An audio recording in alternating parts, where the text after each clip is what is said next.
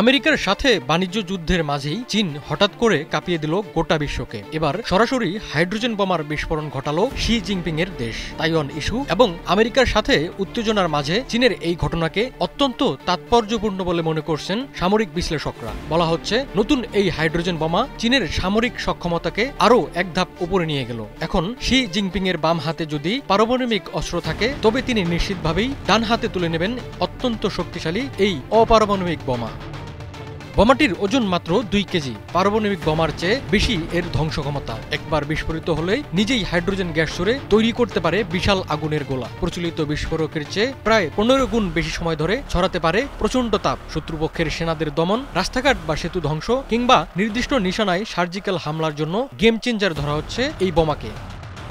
দীর্ঘদিন ধরেই বিশ্বের নানা প্রান্তে নিজের সামরিক সক্ষমতার জানান দিয়ে যাচ্ছে চীন। তাইওয়ান নিয়ে যুক্তরাষ্ট্রের সাথে চলমান উত্তেজনার মধ্যেই এমন এক চমক নিয়ে হাজির হলেন শি জিনপিং, যা নিশ্চিতভাবেই পশ্চিমাদের কপালে চিন্তার ভাঁজ বাড়াবে। সম্প্রতি দেশটির গবেষকরা হাইড্রোজেন ভিত্তিক ক্লিন এনার্জি এই বোমার সফল পরীক্ষা চালিয়েছেন। অভিনব এই অস্ত্রটি তৈরি করেছে চীনের রাষ্ট্রীয় শিপ বিল্ডিং কর্পোরেশন।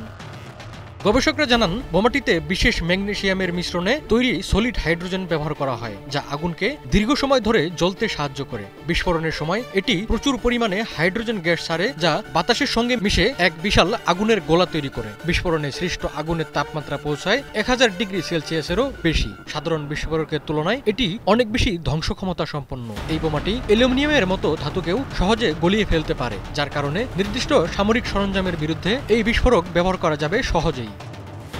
নতুন এই বোমার বিশেষত্ব হলো বিস্ফোরণের পর প্রচণ্ড তাপ অনেকক্ষণ ধরে থাকে। আশেপাশে বড় এলাকা ধ্বংস না করেই নির্দিষ্ট লক্ষ্যে আঘাত হানতে সক্ষম। ফলে চীন এখন নিখুঁতভাবে নির্দিষ্ট কৌশলগত লক্ষ্যবস্তুতে হামলা চালাতে পারবে। শত্রুরা যাতে কৌশলগত রাস্তাগুলো ব্যবহার করতে না পারে, সে লক্ষ্যে রাস্তা গলিয়ে বা ধ্বংস করে দেওয়া যাবে এই বোমার সাহায্যে। আবার চাইলে নির্দিষ্টভাবে বিদ্যুৎ কেন্দ্রের মতো গুরুত্বপূর্ণ অবকাঠামোও টার্গেট করে ধ্বংস করা সম্ভব।